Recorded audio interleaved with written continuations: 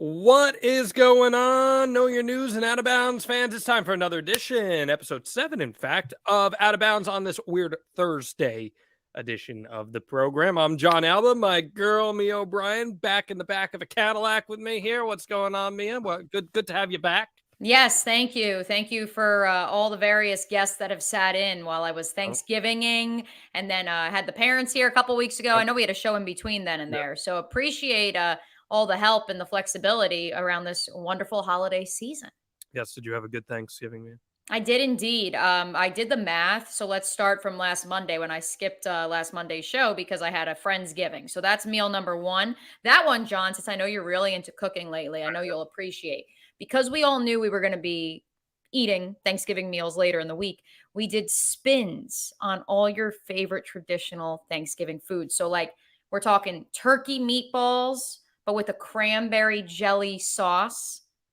We're talking mashed potato balls, but rolled up like a fried ravioli type deal. So, yeah, so we did some of that cool stuff I like can get that. behind the turkey meatball with the cranberry jelly, so that Yeah, it was really good. And then I brought a bunch home and I threw them into a little charcuterie board with cheese and stuff later in the week. It was great. But so that was Monday. Then Tuesday at my day job at 1010XL 92.5 FM, we did a Thanksgiving cook-off. So we set up like a bracket thing almost where we had like one person, like turkey number one goes against turkey two, mashed potato one against mashed potato two. So we had multiple winners. So I was in for that one. I was in the Brussels sprouts category. So as you know, that is one of my favorite things to make, my bacon balsamic Brussels sprouts, which I was the victor in the vegetable division. So that was Tuesday. Wednesday, I didn't do anything. I went Black Friday shopping on a Wednesday, kind of like us doing Out of Bounds on a Thursday. The actual Thanksgiving, your full slate, ham, turkey, the whole 9 yards.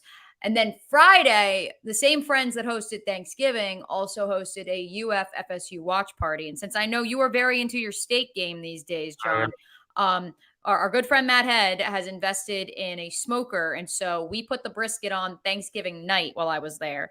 And then we didn't take the brisket out until about I guess it would have been 2:00 the next day. Okay. And then also had a pork butt as well. Okay. And that was really that was the Friday was when I was like, okay, the food coma is real.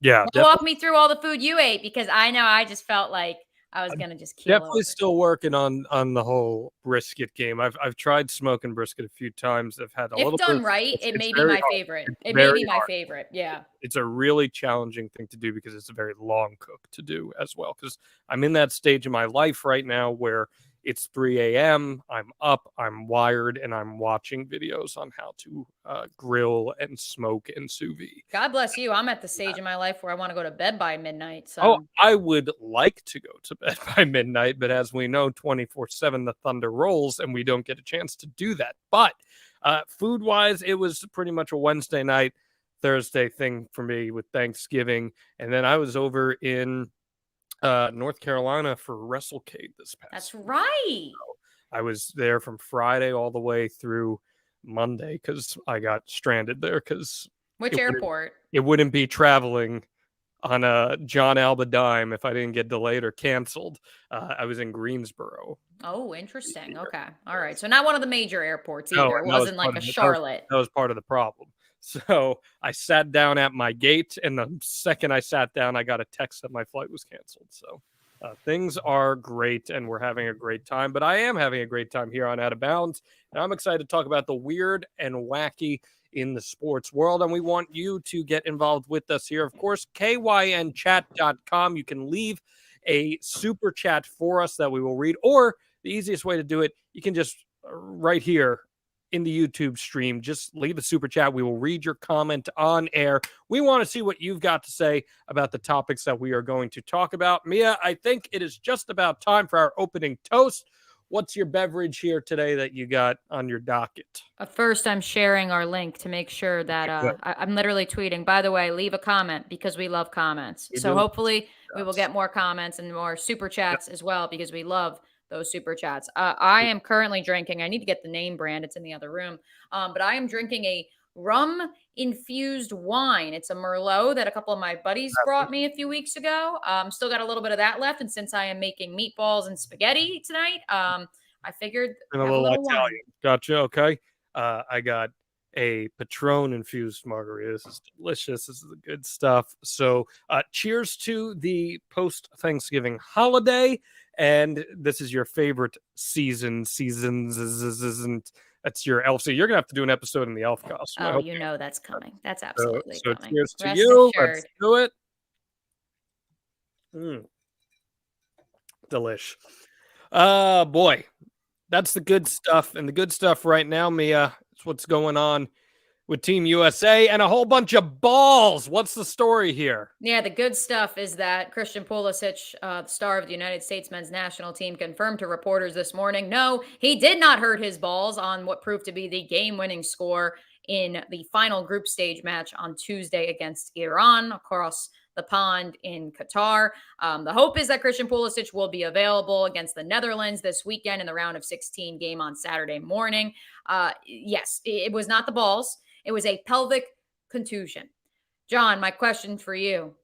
Was this the biggest question in American sports this past week? Easily. We were all very. How much mileage in your various podcasts and other media endeavors did you get out of balls jokes? Because I got a lot of mileage We were out all of it. very concerned about his balls. Everyone, there were many balls to be had here in the World Cup, and none of them had anything to do with the balls on the field. Speaking of my favorite season, we referred to it as the Jingle Bells. It was his Jingle Bells, but apparently it was not the bells. It was just the pelvis. Mm-hmm. It was just his pelvis. He's okay. This is again contextualizing here for those who don't follow soccer. He's the brand right now with Team USA. He's the LeBron. He's the best player. Actually, LeBron's probably like, because LeBron's going to go down as like all time. I'll say like he's like the Kevin, no, not the Kevin Durant either. He's like the Steph Curry because he's like the popular. He's the brand. And yeah, when your best player goes down in a must-win match, and maybe technically it was a must-win, but for all intents and purposes, it was a must-win to get out of the group stage. So yes, a tie would not have gotten them out of the group stage. So, which I do have a joke about that too. So continue. What's your joke? Go ahead and say it. Oh, my joke has been, I've been saying it on the air and I tweeted it too. Greg Berhalter is the head coach of the United States men's national team. And now we are looking at not one, but two games because it happened against Wales in the opener as well, in which the Americans go up 1-0. There is still about 20 to 30 minutes to play, and they go into prevent defense, which reminds me, John, of one of my favorite instances of prevent defense in the history of the National Football League. That being Jaquars reference. No, that being the 2020 New York Football Jets with Greg Williams. But it did affect the Jaguars because that was the game against the Raiders, I believe, where the Jets were in control the entire game. Sam Darnold was throwing that ball. And it looked like the Jets might actually win. As you remember, the Jets and the Jaguars were, jockeying for position to draft Trevor Lawrence. And so we're all watching in the press box at the Jags game. And we're like, oh, my God, they're going to actually win. Like, here it comes. Here comes the moment.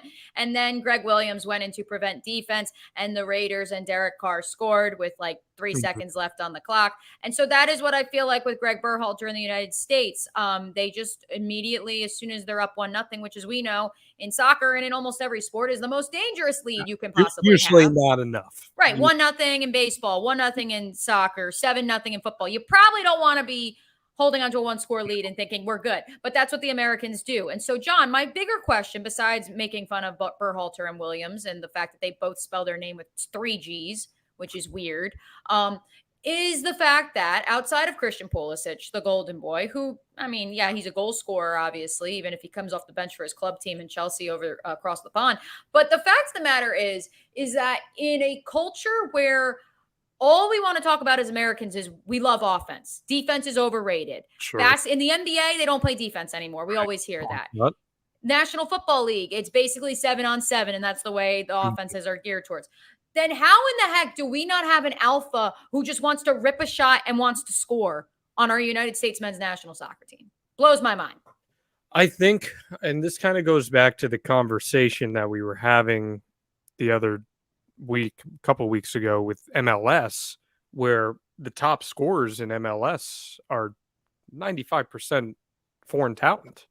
and they're coming from the Premier League, past experience in the Premier League, or a lower division of European soccer and coming over, and they shine because that is just the offensive mentality there. I mean, Wayne Rooney predicted that England was going to win 4-0 over the U.S., which we know did not happen in this, but it was because the mentality is different there. I think that defense can win defense wins championships, right? And defense can win championships, but it's not going to win you a World Cup final. It's just the reality of it, because there is just so much elite scoring across the board with these other countries. I will say, Mia, reaching the knockout stage was critical for Team USA in trying to convince soccer fans in the United States that this is a team that is worth investing in. And it did massive viewership, did that England match as well as the Iran match. I think they need to get Pulisic back out there. He needs to be back out there for the season. He says that he's going to be good to go. He's not going to miss it. When you have as few recognizable stars in the mainstream that the United States has, you need a guy like him back out there. He is your sense of offense. He is the guy that people are paying to watch. When you have stars who are attractions, that's how you market your team. And as the U.S. moves into the round of 16 here, him being on that pitch is absolutely critical.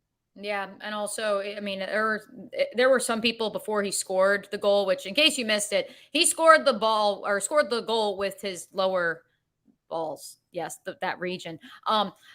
Before he scored, John, there were some people who were saying he looked like almost like too tunnel vision. He was like too like angry, like running all over the place. And people were saying they should have pulled him anyways because he couldn't get his head on straight. But the problem is that he's the only one who wants to score. I mean, I guess you could say Weah is kind of like a scorer, but he's more of a finesse guy. And I think that's inherently an issue with this American team as well. And that's an issue we see across American sports of they're too much of a finesse team.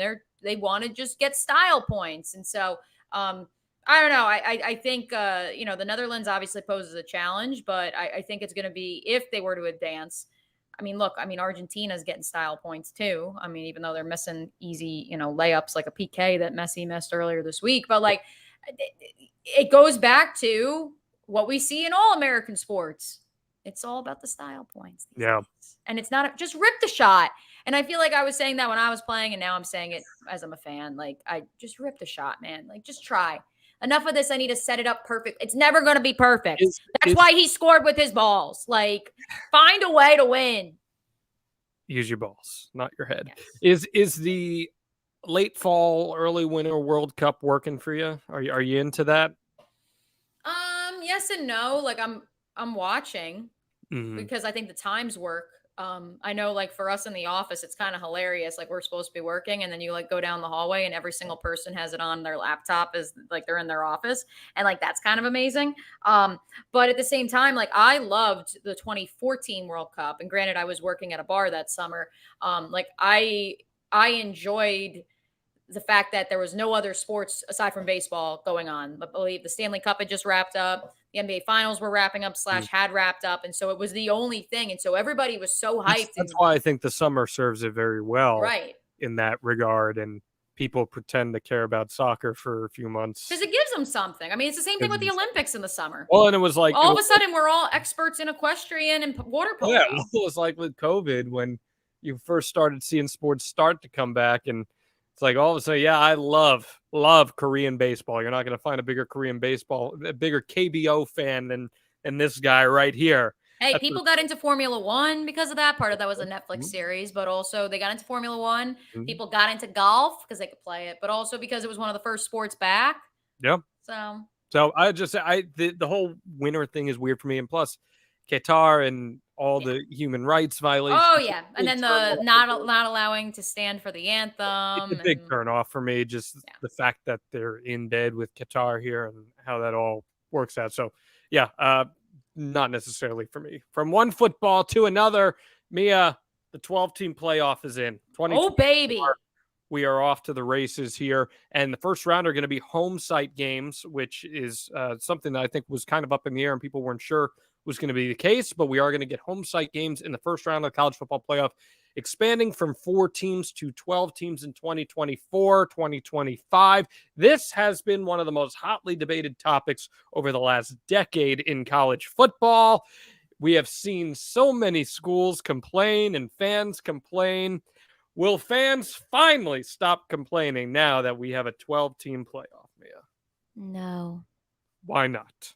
Because they're going to find more things to complain about with You like this 12? system. Is 12 a good number? I love 12, John. I love 12 because having covered the FCS when I was living in Iowa, and I got into an argument with someone today about this, and you know this from covering Maine, like, you love the bracket when it comes to college basketball. So how can you hate the bracket when it comes to college football? We have the bracket in college soccer. It's different, granted, for college baseball and college softball, but, there's some tweaks. It's still a bracket, so to speak. College lacrosse, it's a bracket. Like, you go down the list, brackets, and we love brackets. So why not have one for college football? So that's number one. Number two, okay, hopefully my books, I get too excited. My books like to fly whenever I'm doing this podcast. So that's number one. You should love brackets. But yet, even though the FCS subdivision of football has had a bracket for years now, and yet we act like, well, that's not the same sport. It is very much the same sport. I had someone today try to tell me that North Dakota State, yes, I know the Fargo Dome only sits 19,000 people, but last I checked, it's produced how many NFL quarterbacks? Yeah. Top 3 NFL quarterbacks, mind you, between Carson Wentz and Trey Lance. Chris Kleiman's team in Kansas State, he previously coached North Dakota State to 5 national titles. They're number 10 in the country at the FBS Power 5 level. They're playing for a Big 12 championship this weekend. So do not poo-poo the style of football that they played, which is the same sport that you play, and they've had a bracket for years. They've had incredible home sites, and so I don't understand the poo-pooing of that. So I say all that. I'm going to tell you right now what their two biggest issues are going to be. Number one is the group of 5 bid. The fact that a group of 5 school is going to be one of the 12. So that's number one. And then where in the 12 does the group of 5 team end up ultimately? You may get 2. What if you get 2? You may get 2. I mean, in 2020, we would have had 2. And then the second thing that they're all going to be upset about is the fact that you're a top 4 seed, but you don't get to play at home for your first game. You have to play in a bowl game. And part of that is because, well, guess what? The other thing that American sports fans love besides the bracket is the bowl system. We love bowl madness. And so they have to protect the bowl system. But that's no different than how it is right now. You're already playing in a bowl game in the playoff as is. So I understand the saying, well, the other team gets a home game. Well, guess what? That other team has to play another game in the first place because they weren't as good as you. Right. So, yeah, they're going to get a home game, but they might lose that home game. My biggest thing with 12 is just that you do open yourself up for some teams that are kind of middle of the line making it. And I understand if you're going to be in the top 12 teams in college football, you generally have to be a pretty good team. But some teams have a really easy strength of schedule early in the season, and then at the end they run into some problems, and they'd still squeak in to a top 12 spot. And that's where I think fans will complain, because you'll see stuff like that. Now, hypothetically speaking, had this 12-team bracket been in place this year, here's what the first-round matchups would have been like. It would have been Penn State hosting Clemson, Ohio State hosting Tulane, Tennessee hosting Washington, and Alabama hosting Utah. Now, I don't know about you, but most of those matchups don't sound super appealing to me. No, those ones in particular do not. I would agree with that. My point is, we can end up in a situation like this. It's still football. They're still going to watch. And I get that. I understand that. Fans are going to watch. And it's winner. And the other thing, too. It's winner go home. Absolutely, 100%. Right. People love that. Yeah. That's why I was getting so frustrated on my noon to 3 show today, because like my co-hosts are like, yeah, but like, what if the crappier team advances? And I'm like, well, guess what? It's one and done. That's what a bracket is. What do you think the NCAA tournament is? When St. Peter's was peacocking its way to the Elite Eight last year, everyone in the country was rooting for them. And did we know that, yes, in theory, they're probably not as good, quote unquote, of a team as Purdue or Kentucky, but it doesn't matter because they beat them. And that's what it is. Well, and that is the beauty of it. You're giving a team an opportunity to show that they belong. And think of how this is where fans will start to really crap all over the system eventually, is if an SEC team has a bad day in the first round and they lose, and all of a sudden, well, they're not on the same level as that SEC team. Oh, no. This is unfair. Right. This It's the is not football elitists of like, how dare you? But in the same token, it's like, well, South Carolina beat Tennessee and no one was saying anything. That was, any given day in the SEC. right. Yeah. Okay. Yeah, Cool. because they know there will be another day to play. Meanwhile, South Carolina beat Clemson, and little old Clemson's like, I think I just saw a tweet that like Dabo made all of, like, everyone in the support staff building in the football building, from like the janitors to the massage therapists, like everyone had to stay late and Well, they had to like sleep over to like talk about their feelings. So like, yeah, man, like you can have your SEC bias, that's great, but like But that's other what the fans are gonna conferences complain. are going to keep on going. It's going to be twofold. You're going to have the fans that complain about their team not getting in, and we need a 24-team playoff, which we don't, No, or a don't. 16-team playoff, which I don't think we need either. Or you're going to get the flip side where a team with a very passionate fan base loses early, and that's when you're going to see the outrage come up. 12 teams. But that's the fun of it. And I agree with you. And for all the people who are like, well, it should be kept to the 4 teams. If the top 4 teams are good enough, they're going to win. And right. It's as simple as that. And then guess what? Then they were supposed to be the top 4 They were teams. supposed to be I didn't see anyone complain the first year of the 4-team playoff in which 4th seeded Ohio State with a 3rd string quarterback won the national Who championship. did not come to play school, might I add. Yes. Yes. But here's the thing is like, back then, everyone loved it. And granted, it was because it was the first year of a 4-team playoff. And I think we were enamored with that. But moreover, there were so many people saying, well, this was proof. Imagine if we still had the FBS at the BCS system. If we still had the BCS system, Ohio State doesn't get an invite to the party. And was that really fair when they proved that they were the best of the 4 teams? Speaking of invites to the party, Mia O'Brien. Good segue, John Alba. Way to catch me there.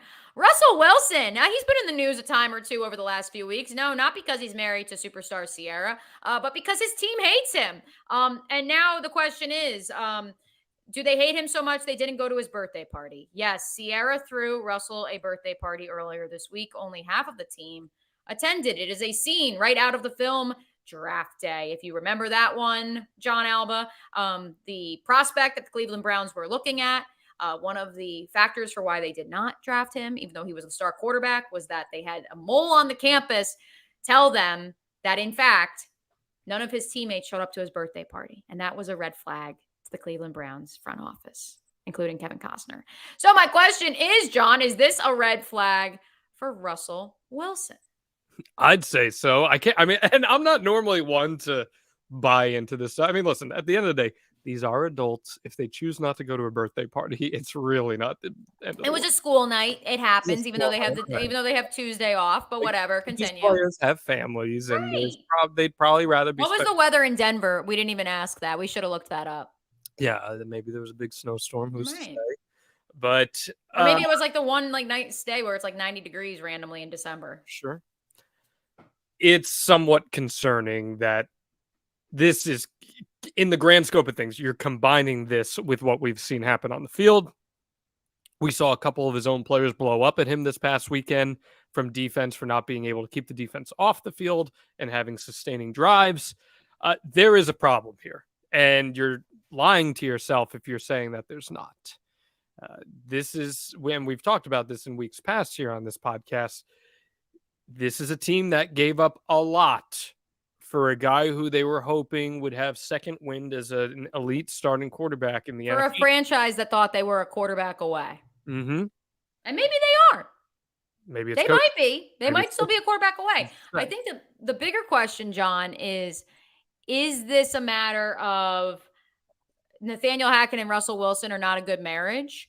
Or is this a matter of going back to Richard Sherman and now what we're hearing from DK Metcalf and Tyler Lockett and some of the guys still in Seattle, that maybe Russell just wasn't that good of a teammate to begin with, and this is a young Broncos team as much as a talented one? So we can't tell that, but you do have some people talking, as you said, and look, maybe it is a coaching philosophy thing. Look what's going on in Miami right now. Now that Tua has a coach that believes in him, Tua has become a top 5 potentially quarterback in the league. He's been the number 1 quarterback statistically this entire year. So I don't want to jump to conclusions before I've got. No, I agree, but I know, but you're right because I think Tua is who he is because he has Mike McDaniel. If he Yeah, had any other coach, we're writing Tua he off. would be right. He's the next Geno Smith. Right. So maybe that's what it boils down to. I mean, say what you want about Pete Carroll, but Pete Carroll is a coach that knew how to work with quarterbacks, and that's certainly an element of the success that he's had. And maybe that was part of it. Maybe the reason he treated Russell different is because he recognized what the Denver Broncos clearly are not, that there were flaws, and he had to praise him more than other players just to get the best out of him. Maybe this came down to the fact that she got a standard icing cake and not an ice cream cake for the party. It's possible. It's very possible. Maybe they were not serving Veuve champagne and they were serving something off the shelf that you could just run over and pick up. So I will say this too. My co-host on my daily show, Leon Searcy, played for the Jags, all pro, also played for the Steelers, went to a bunch of Pro Bowls. He said, like, being in an NFL locker room, like, you respect all your teammates, You don't have to but like them all. you don't have to like them all. So that's the other thing But this is too. the leader of the team. Right. And he's supposed to be like quarterback. right, but a lot of money to. Yeah, I think it's right, and I think that's where this is more like he's supposed to be like the cool kid. Like you're supposed to like the cool kid. They don't like the cool kid. Well, because he's not cool. He's inherently not cool. In fact, he's corny. Somewhat. Right. So let me ask you this then. We know. I'm so upset I missed last week's show. We really should have put it in this week's rundown, but that's okay. We'll pivot to it. Zach Wilson. Yes. We talked extensively about Zach Wilson. The rhetoric, the agenda. Oh, I'm here. I was dancing on graves last Wednesday. Russell Wilson, ready? Russell Wilson is the kind of guy that if Twitter Blue had ended up costing $20 a month, he would have paid for it just for that blue check. Yes. That's Russell Wilson. Right. That's actually a really good analogy. That's a great analogy. Would Zach Wilson have paid for it? No, Zach Wilson would have expected to be a legacy. Twitter. Yes, he would. Exactly. No, my friend Phil came up with a great analogy. He said Zach Wilson has such, well, my daddy says energy. Well, yeah, my dad owns. My daddy bought me this, so my dad owns okay. a dealership, bro. The point. All right. So aside from loving just all the chaos in New York right now, because it's not in Jacksonville, knock on every piece of wood you can find. First time in 4 years that I don't have to deal with it. Anyways, with Zach Wilson, he was benched because his team didn't support him because he quite frankly wouldn't stand up for his defense. He refused to take the blame, and clearly players in the locker room weren't happy. And so now we look at Russell Wilson and the fact that his defense called him out. And so my question, John, is do you bench Russell Wilson like they bench Zach Wilson, or does Zach Wilson have the excuse of, well, he's a rookie, he needs to learn? He's not a rookie, but it's a different. Yeah, I know but it's a different kind of baggage because Zach Wilson is not an established star in the NFL. Russell Wilson is. So pulling the trigger on benching Zach Wilson is a lot easier than pulling the trigger on benching Russell Wilson. It's just the reality of it. I will give you a quote that was given to me by several of my colleagues here from former Florida Gator athletic director Jeremy Foley.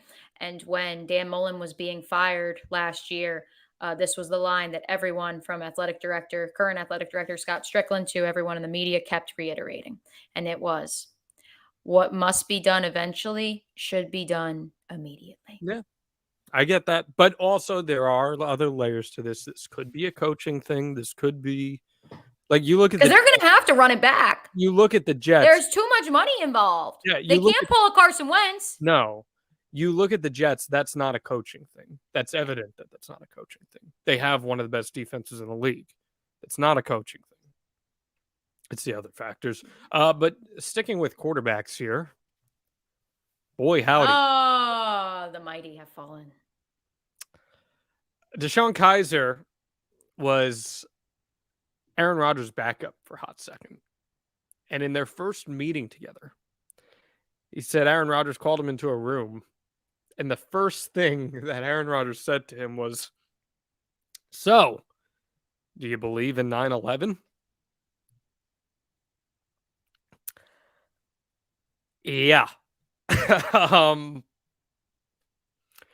I can't say I'm surprised. Kizer said that he thinks that it was an attempt at bonding and creating some sort of, hey, let's knock the barriers down now and let's just see where we're at kind of thing. I want to prove I'm the smartest guy in the room.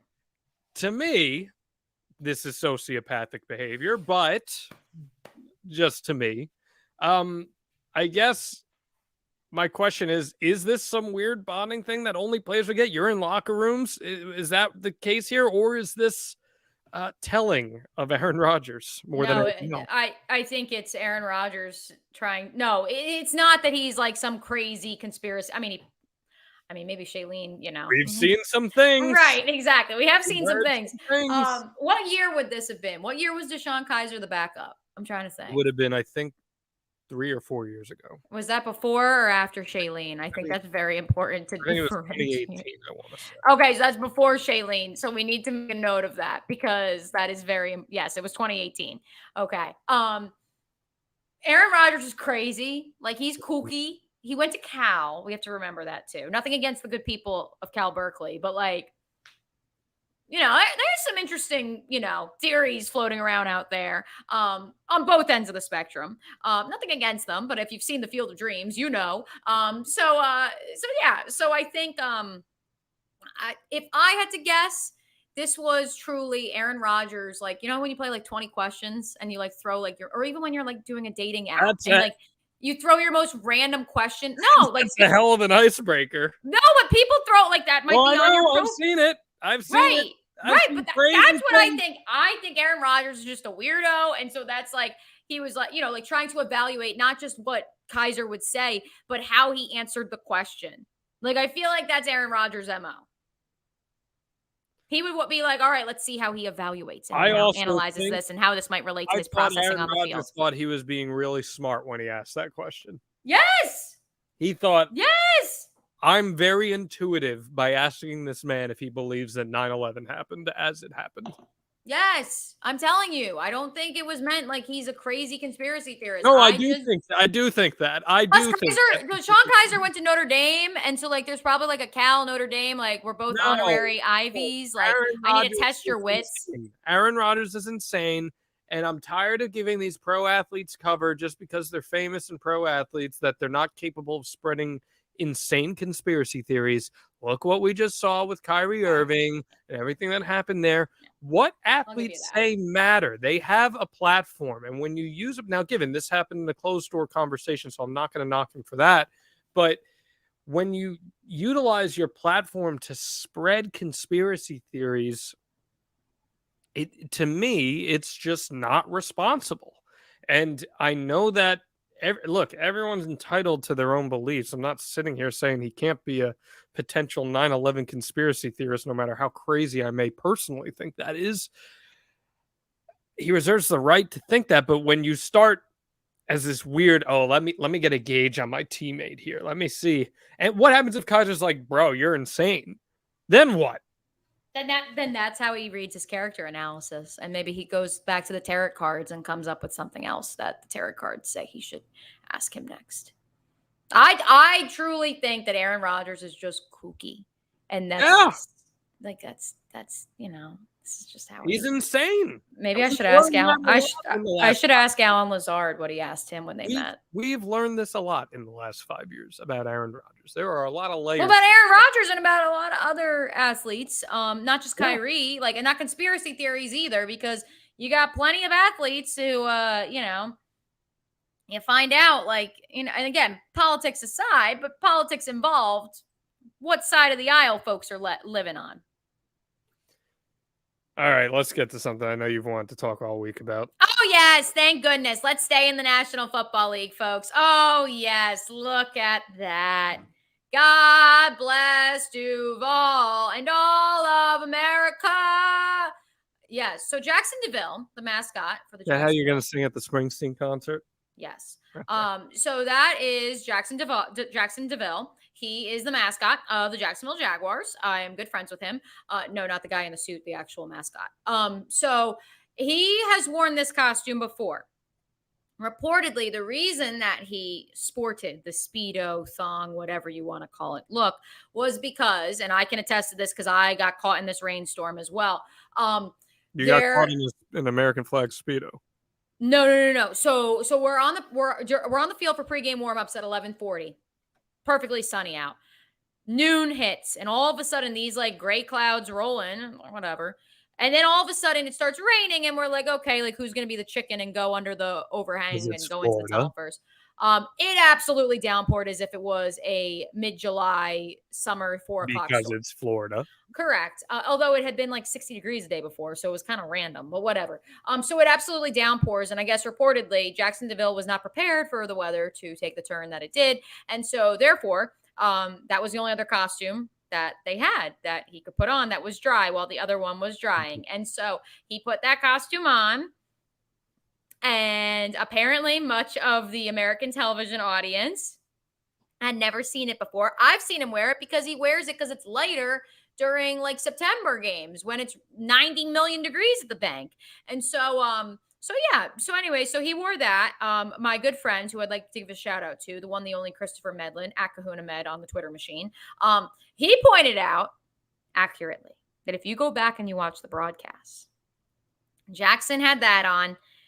Andrew Catalan, play-by-play for CBS, literally said, "I'm not sure if we're allowed to show this on national TV."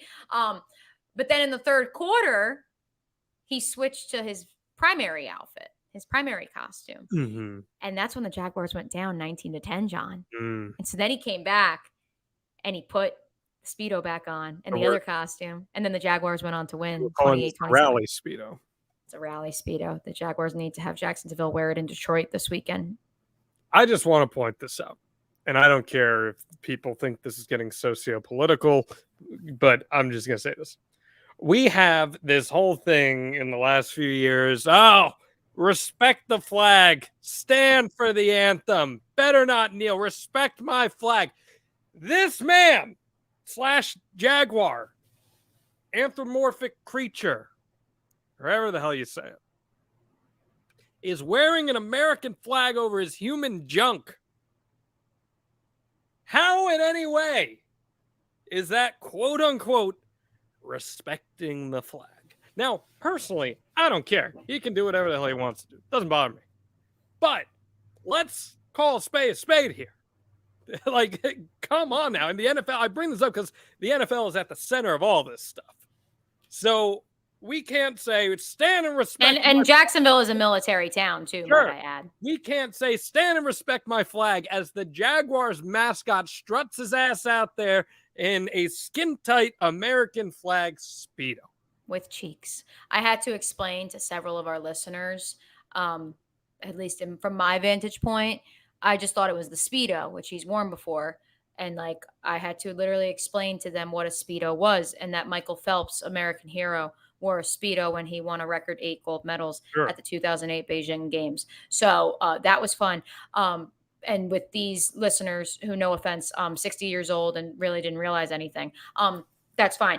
But I have had some other folks that were closer to the game field inform me that this may or may not have been some sort of thong because the cheeks were hanging out. Speedo for men, you typically don't see Michael Phelps's cheeks hanging out. So that was an interesting play. Yeah. I didn't see that coming. The previous iterations where he just has the Speedo on, it's not the case. So I don't know what sparked this, but I will find out and report back at next week's episode. So do you anticipate that Jackson DeVille will be wearing this Speedo going forward? I think he has to. They had the most epic comeback. Trevor Lawrence had his coming out party. They have no choice. They're going to Detroit where it's going to be a high of 38 degrees. Granted, Ford Field is indoors this weekend. Yes, it doesn't matter. All the more reason. It's indoors. So he's got to wear it this weekend. They're going to Nashville the next weekend. It could be 30 some odd degrees there. Wear it there. I don't care. If they win against the Detroit Lions and he, if only for a quarter, wears the Speedo, I'm just saying. See, I'm just glad you're not rally Speedo anymore, because if you were in local TV, I know you'd be making this a bit where eventually Mia might even show up in an American flag Speedo. So let's count our lucky stars. No, just be glad that it's December. It's elf costume season, so we're fine. That's right. Let us know your thoughts on Jackson DeVille's Speedo via Super Chat or kynchat.com. We want to see what you guys have to say here. Let's continue moving on into some baseball talk. That right there is James Click with his hand raised, doing the Ithaca Bomber one. Yeah. Throw one up for the Bombers. This was after the Houston Astros won the World Series. And you're saying, yeah, that was pretty impressive, right? Yeah, the Astros finally get the World Series without the taint of the cheating. They did it with the analytics. Well, guess what? Apparently, the Astros hate the analytics. This is how they built their team. They built their franchise this way. Well, Hall of Famer Jeff Bagwell, he's an assistant for the world champion Astros alongside a guy like Reggie Jackson. He says the team was not a fan of how Click and his analytics team approached the game. He said, quote, "This game is played by humans, man. It's not played by computers. The game has advanced so much, but at the end of the day, it's about driving runs in, scoring runs, getting 27 outs before the other team. That never changes. Trying to get a mix of both of those is what I'm trying to get some of up there because that's what Jim Crane wants." Mia. Yes. Did we miss something here? The Astros just won the World Series because of their advanced analytics and the quality of the analytics. They had a manager in Dusty Baker who fostered relationships. He got that part of the human element of the baseball game down. But clearly, this analytics-driven process for the Astros worked. They have a pitching staff that can afford to lose Justin Verlander should they choose to this offseason because of how loaded they are, thanks in large part due to how analytics allowed them to acquire guys for cheap and maximize their output. How stupid is this? I'm more concerned about Aaron Judge. Are they going to take him too? Come on. Get seriously. How stupid is this? If they were failing, if they were not winning, well, then we wouldn't be talking about it on this program. We're talking about it because they're the reigning World Series champions. Although I must admit, John, I know you're a baseball aficionado and I enjoy the game as well. Kind of buried in the middle of the night. I had people as recently as like a month ago being like, "Did the Phillies win the World Series?" Well, that's on them. It was on a Saturday college football night. You got buried into the middle of the night. And moreover, I think the Astros run to the World Series, unless you are a baseball fan and you follow all the Major League Baseball teams. Like, it kind of snuck up on you. Like, the Phillies were a fun, feel-good story. The Yankees had Aaron Judge chasing history. Like, what do the Astros have? I understand, John. I understand you're a baseball purist. They have a very good team. They have an amazing pitching staff. They have analytics. But I think this is a cry for... we need something sexy. We need to be in the news because, quite frankly, yes, they won the World Series. General manager, though, what's sexy about that? There's nothing. He's trying to. I don't know. Like maybe he's trying to get some player, some All Stars attention with his like. Well, you should come here. Look at what we have. They signed Jose Abreu, and they did. They got Jose Abreu. I don't understand the mentality. Now, listen, if it was a culture clash and maybe Click didn't match personally, he didn't mesh personally with Jim Crane, okay, I get that. But if you're going to say, well, the game needs to be more human and less analytics driven, that's a conversation that works if you didn't just win the World Series. This is a team that has been to 3 of the last 5 World Series. Right. Well, even when they fired him, it was kind of like, wait, like that again, like I understand baseball fans that are listening out there. Like, they obviously know the Astros won the World Series. They know what went down. But I'm telling you, there are average sports fans out there who, when they saw that the Astros fired their GM after they won or did not renew, their general manager after they won the World Series, there were people looking around like, wait, what?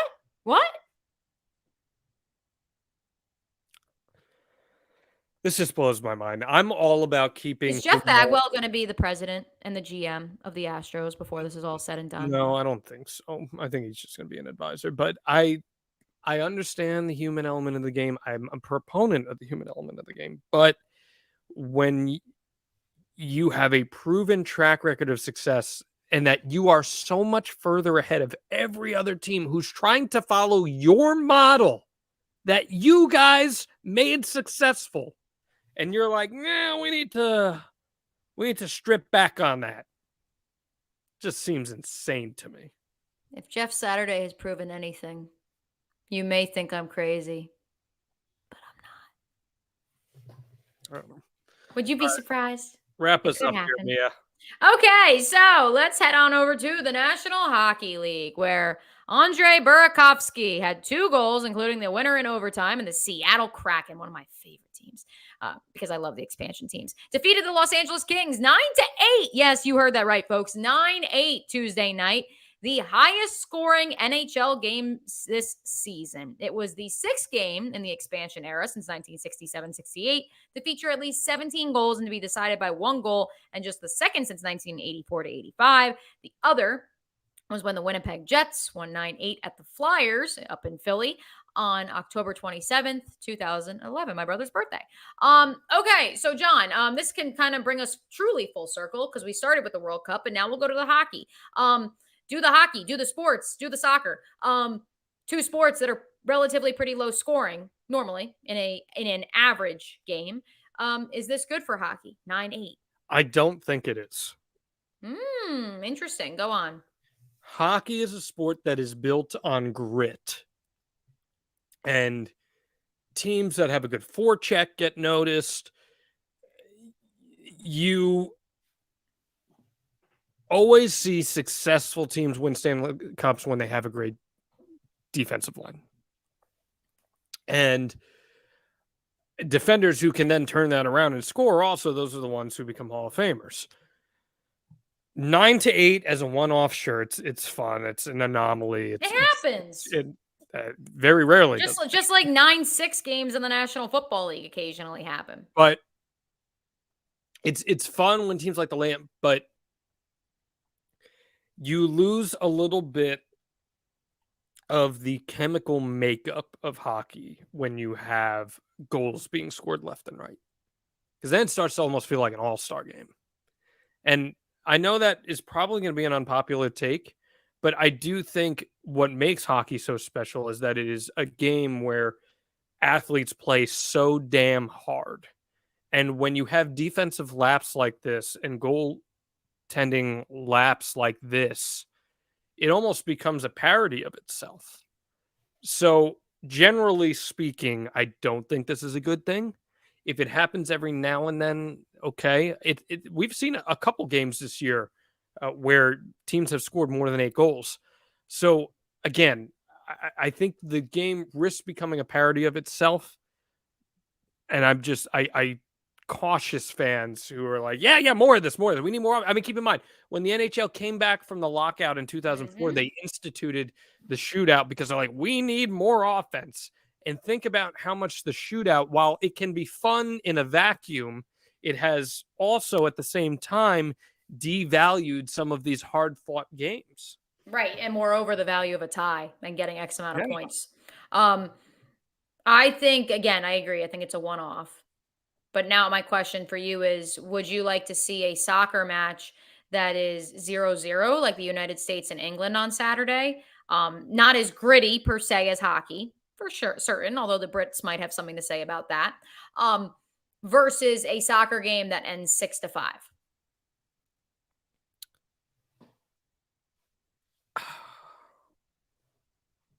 That's tough. Because I know I was on the edge of my seat for that 0-0 tie. I was on the edge of my seat for the 1-0 result on Tuesday. Yeah.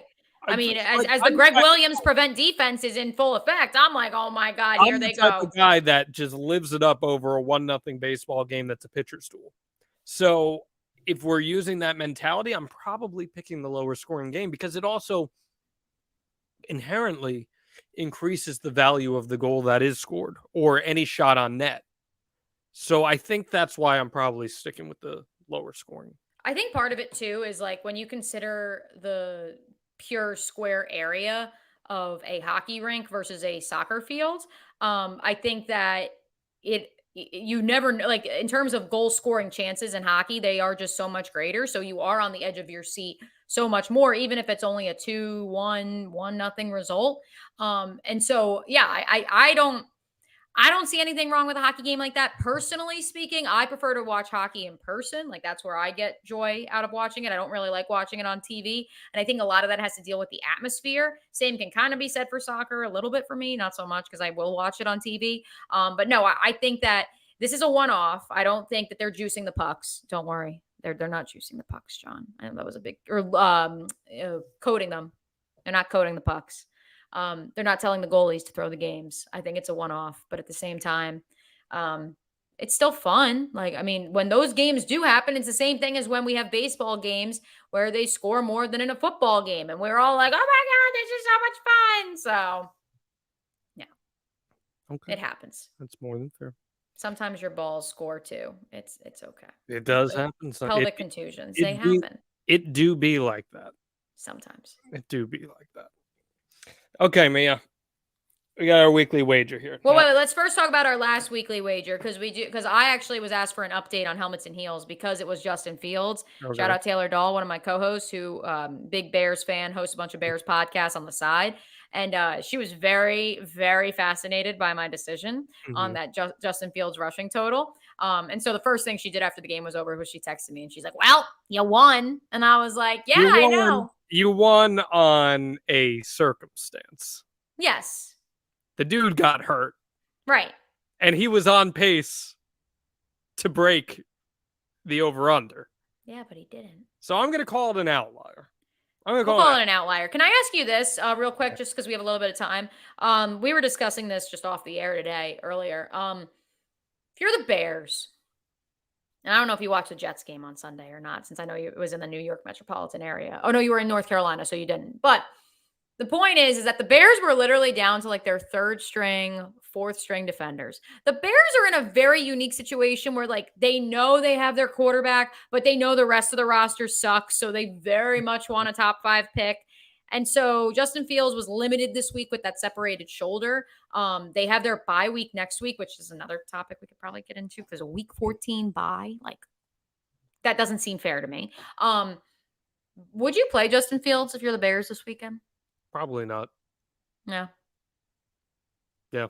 The Bears are like in a weird state of abeyance right now.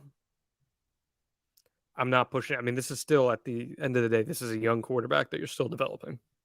Do you know who the Bears are playing this weekend, John?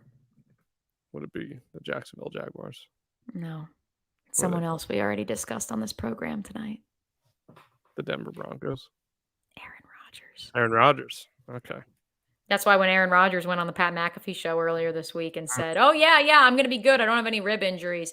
It's more like, "Oh yeah. He saw the scans. No, he saw the Bears defense and said, "Oh, I can handle it. I can deal with that." Yeah. Okay. We'll see.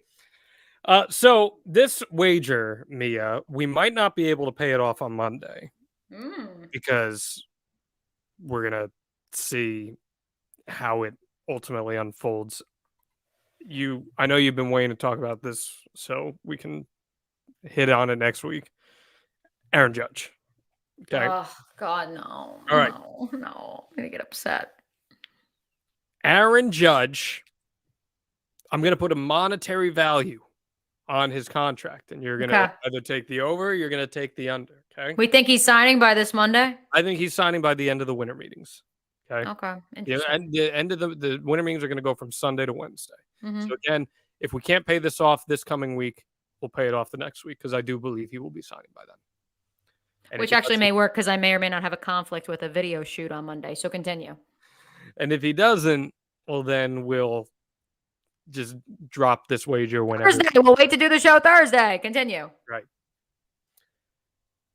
The Yankees reportedly have an 8-year, $300 million offer for him right now on the table. 8-year, 300. 300. 8-year, 300. Remind the folks, John, what they initially offered before the 2022 season. So at the very minimum, he made a $75 million bet on himself. At minimum. Yeah. I'm going to put the over-under at 325 million for Aaron Judge that he ends up signing for, regardless of who it's with. Over. You're going the over. Yes. Okay. All right. I'll take the under just for the sake of the bet. Do I truthfully think he's going to get over? I think he's probably going to get 340, truthfully. Yeah, that's what I think too.